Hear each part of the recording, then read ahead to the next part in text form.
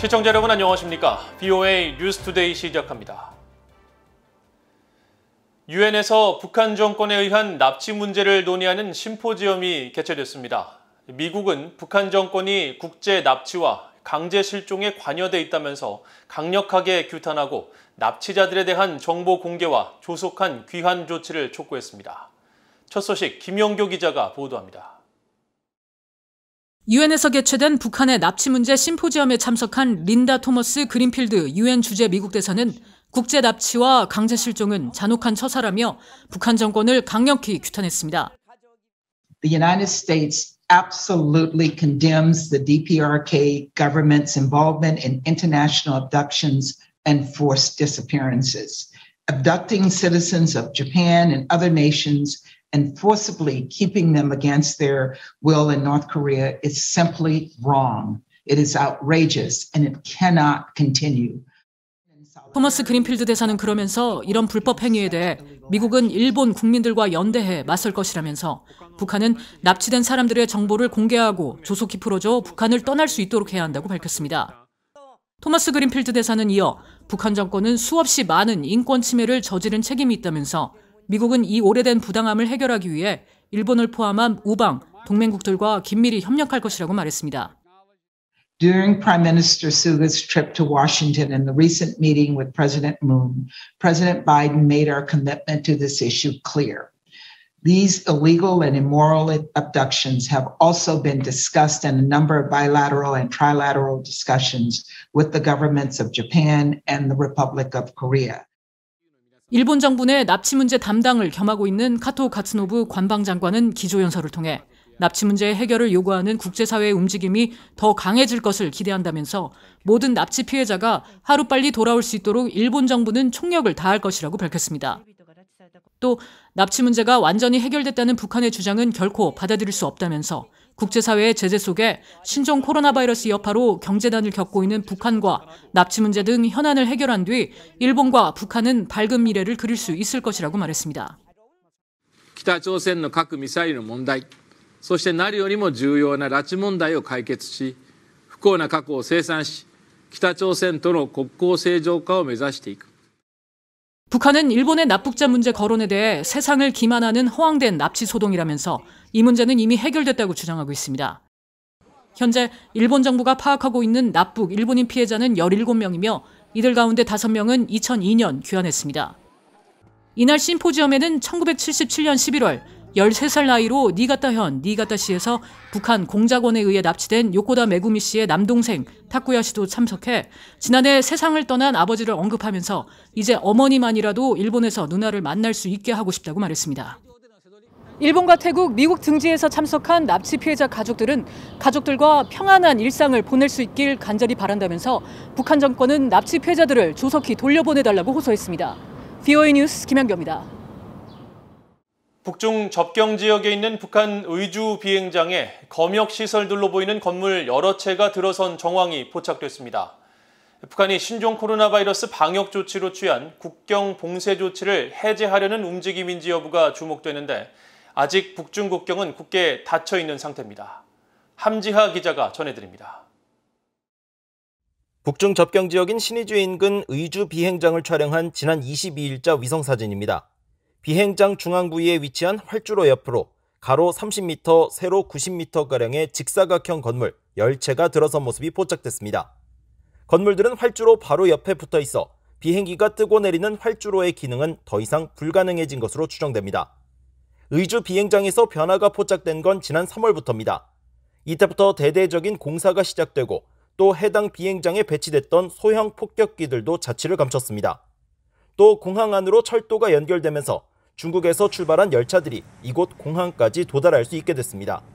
북한 당국이 어떤 의도로 의주 비행장에서 대대적인 공사를 진행했는지는 알 수 없습니다. 일부 언론들은 지난 3월 소식통들을 인용해 의주 비행장에 중국발 화물 등에 대한 신종 코로나 바이러스 검역 전용 시설이 건설되고 있다고 전했습니다. 보도 내용이 사실이라면 의주 비행장에 건설된 여러 건물들은 검역 용도로 사용되고 철도 역시 중국에서 온 열차들이 화물을 내릴 수 있다는 분석이 가능합니다. 검역시설로 추정되는 건물이 만들어진 것과 달리 현재 북한과 중국의 국경은 여전히 봉쇄 상태입니다. 의주 비행장은 물론 북중 국경지대 인근에서도 두 나라를 왕래하는 차량이나 열차는 위성사진 등을 통해 포착되지 않고 있습니다. 북한 경제 전문가인 윌리엄 브라운 미 조지타운대 교수는 북한이 화물용 검역시설을 만든 배경에 의문을 제기했습니다.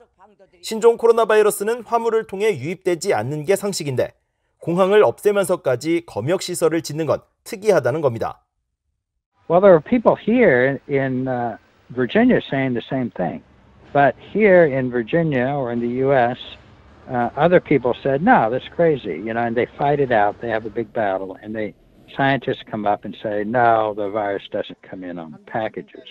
But in North Korea, they lack that ability to discuss it and fight it out. 브라운 교수는 과거에도 북한은 불필요한 건설 프로젝트를 시행한 사례가 많다면서 의사 결정 체계에 변화를 주지 않고는 이런 문제가 반복될 수밖에 없다고 지적했습니다. BOE 뉴스 함자입니다. 존 힐 미사일 방어청장은 북한과 이란 등 불량 국가의 탄도미사일 역량은 비행 중 회피 기동뿐 아니라 미사일 탐지를 교란시키는 수준에 이르렀으며 특히 핵탄두 탑재를 상정한 상황도 고려해야 한다고 밝혔습니다. 힐 방어청장은 29일 워싱턴의 정치 전문 매체 더 힐이 주최한 화상 대담에 참석해 이같이 밝히고 북한과 이란의 진화하는 역량에 대처하기 위해 센서 통합이 반드시 필요하다고 강조했습니다.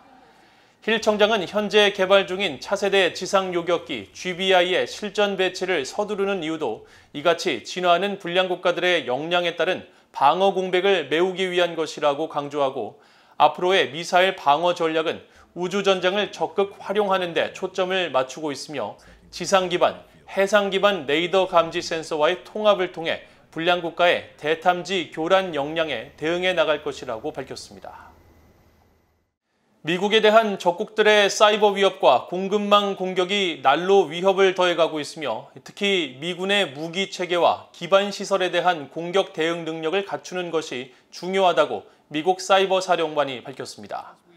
폴 라카손의 사이버 사령관은 29일 미국 해군연구소가 주최한 화상회의에 참석해 적국들이 사이버 공간 운영과 기능에 많은 투자를 해왔다면서 미군이 방어하고 보호해야 할 사이버 안보의 범위가 극적으로 확장되고 있다고 지적했다고 미국 국방부가 밝혔습니다.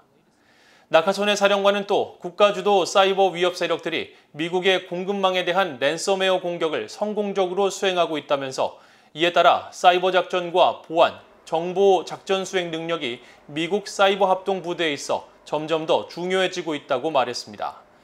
이어 특히 미군의 무기 체계와 기반 시설을 대상으로 사이버 공격을 감행하는 데 대해 초기 대응이 중요하다면서 미국 정부 관련 기관과 군 특수작전사령부, 민간 파트너, 동맹국과의 협력 필요성을 강조했다고 미국 국방부가 밝혔습니다. 미국 정부가 신종 코로나 바이러스 퇴치를 위해 전 세계에 지원하겠다고 약속한 8천만 회분의 백신 가운데 5,500만 회분에 대한 배포 계획을 공개했습니다. 백악관이 29일 발표한 백신 지원 세부 자료에 따르면 바이든 행정부는 전체 지원 백신의 75%가량은 국제 백신 지원 프로젝트인 코백스를 통해 지원하고 나머지 25%는 신종 코로나 바이러스로 어려움을 겪는 취약 국가에 직접 지원할 계획을 밝혔으며 북한은 지원 대상 국가에 포함되지 않았습니다. 이런 가운데 세계보건기구 WHO는 29일 194개 회원국 가운데 아직 백신 접종을 시작하지 않은 북한과 탄자니아, 하이티, 에리트레아, 부룬디에 대한 지원을 하고 있으며 이들 국가들이 코로나 바이러스 백신 도입을 결정하는 것을 계속 지지하고 있다고 밝혔다고 AFP 통신이 보도했습니다. 이상으로 BOA 뉴스투데이를 모두 마칩니다. 시청해주신 여러분 고맙습니다.